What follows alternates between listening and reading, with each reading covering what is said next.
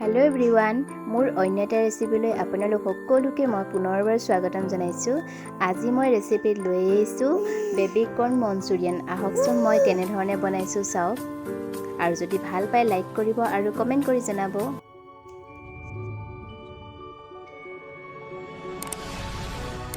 Baby কৰ্ণ এক packet লৈ লৈছোঁ। এতিয়া মই এই পেকেট এটা এটাকৈ মই এতিয়া কাটি ল'ম। কেনেকৈ কাটিম আপোনালোকক অকণমান দেখুৱাই দিছোঁ।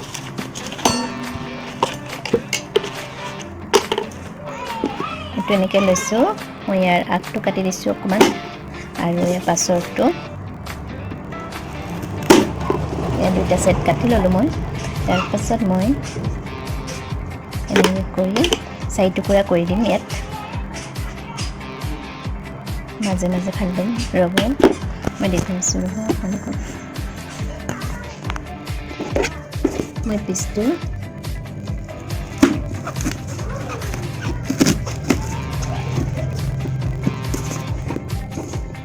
দুফাল হ'ল আৰু এইফালে দুফাল কৰি দিছোঁ। এয়া 4 টুকুৰা কৰি ল'লোঁ মই এনেকৈ। গোটেইখিনি মই একেধৰণে এনেকৈ 4 টুকুৰা কৰি ল'ম।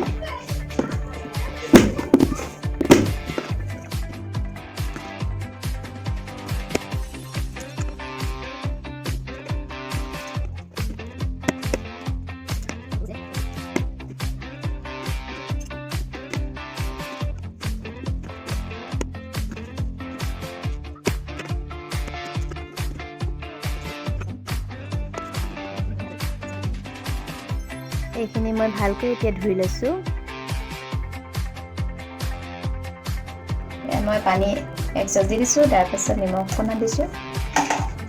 তাৰপিছত এতিয়া মই এইখিনি কণখিনি ধুই লৈ ইয়াত দি দিম, আৰু 5-10 পৰা 10 মিনিটমান এইখিনি সময় 5-10 মিনিটমান সময় বইল কৰিম। এয়া 5-10 মিনিট হৈ গ'ল। এতিয়া মই এইখিনি কাঢ়ি থ'ম।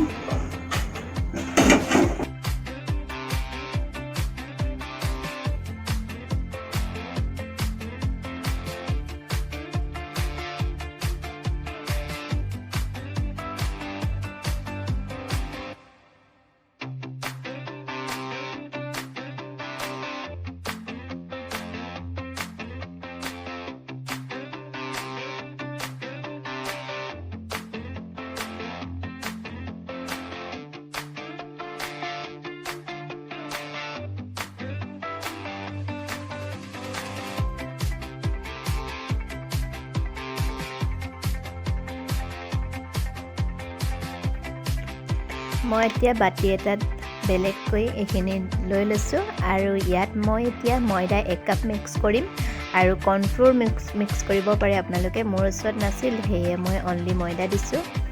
এয়া ময়দাখিনি দি মই এতিয়া ভালকৈ এইখিনি মিহলাই ল'ম, যাতে ময়দাখিনি ইয়াত গোটেইখিনিত সোমাই পৰিব পাৰে। আৰু দিছোঁ এয়া জিঞ্জাৰ গাৰ্লিক পেষ্ট 1 চামুচ।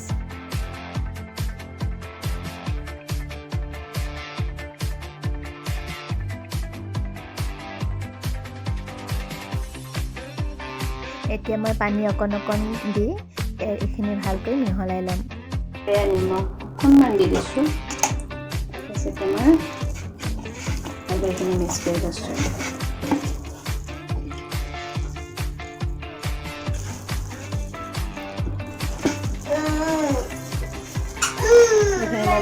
এতিয়া মই এখন পেন পাতি দিছোঁ, আৰু পেনখন গৰম হ'বলৈ দিলোঁ। গৰম হোৱাৰ পাছত মই তেল দিলোঁ, আৰু এতিয়া তেলখিনি মই গৰম হ'বলৈ দিছোঁ।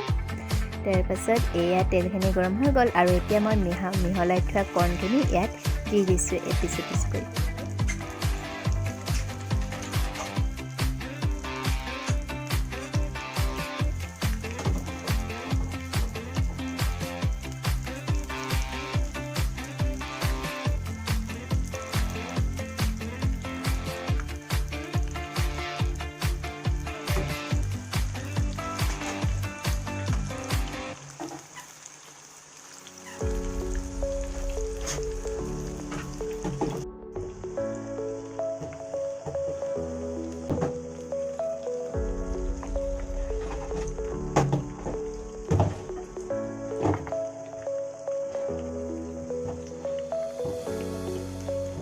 এতিয়া মই এইখিনি লুটিয়াই দিম।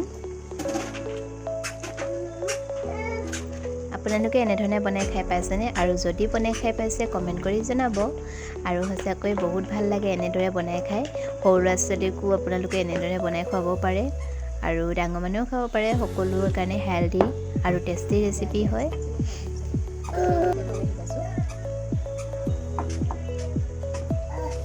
একেধৰণে মই আনফালেও সিজিবলৈ দিম আকৌ লুটিয়াই দিছোঁ মই এয়া পিঁয়াজ কাটি লৈছোঁ দুটা পিঁয়াজ ডাঙৰ ডাঙৰ কাটি লৈছোঁ আৰু আদা নহৰু এয়া টুকুৰা টুকুৰকৈ সৰু সৰুকৈ মিহি কাটি ল'লোঁ আৰু জলকীয়া দুটা লৈছোঁ দুফাল কৰি লৈছোঁ আৰু এয়া চিমলা মিৰ্চ কেপচিকাম এটা লৈছোঁ আৰু এনেদৰে মই কাটি ল'লোঁ সিজিলে এতিয়া মই এইখিনি কাঢ়ি ল'ম এইখিনি ধুনীয়াকৈ সিজি গ'ল এইখিনি মই এতিয়া কাঢ়ি ল'ম তাৰপাছত একেখন কেৰাহীতে মই এতিয়া তেল আছিলে তাত মই এতিয়া পিঁয়াজ দি দিছোঁ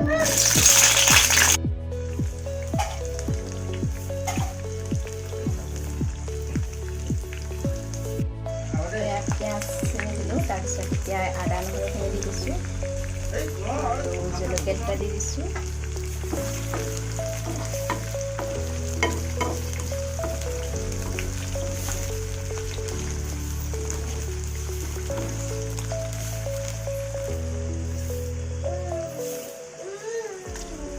এতিয়া মই কাটি থোৱা কেপচিকামখিনি ইয়াত দি দিছোঁ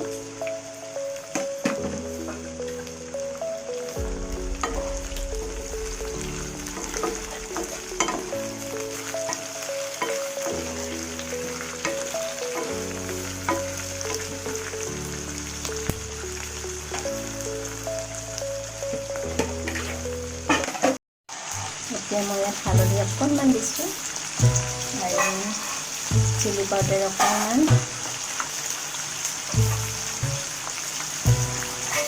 আৰু গৰম মছলা অকণমান দিছোঁ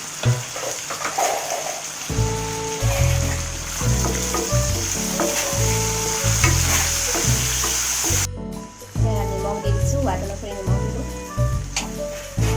তাৰপাছত মই এতিয়া ভাজি থোৱা কৰ্ণখিনি ইয়াত দি দিছোঁ মই এইখিনি ভালকৈ মিক্স কৰি ল'লোঁ এতিয়া তাৰপাছত এতিয়া মই দিম এয়া টমাটো চচ দি দিছোঁ মই এতিয়া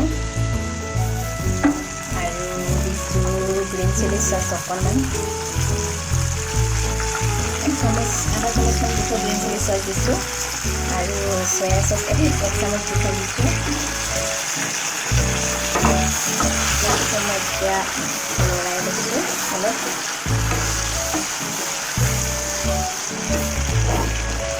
টমেটো চচটো অলপ কম হৈছে মই আৰু অকণমান টমেটো চচ দি দিওঁ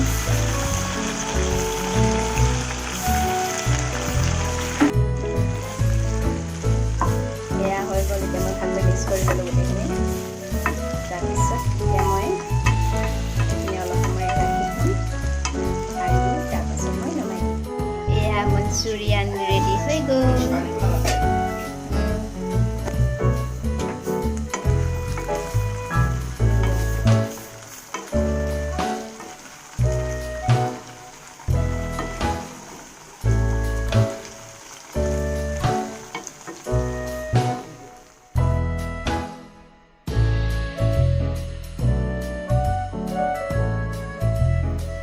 এয়া আমাৰ কৰ্ণ মঞ্চুৰিয়ান ৰেডি হৈ গ'ল আজিৰ ৰেচিপিটো মোৰ এয়াই আছিল আকৌ এটা নতুন ৰেচিপিৰে পুনৰ লগ পাম তেতিয়াহ'লে আজিলৈ বাই বাই ভিডিঅ'টো শেষলৈকে চোৱাৰ বাবে সকলোকে অশেষ ধন্যবাদ থাকিল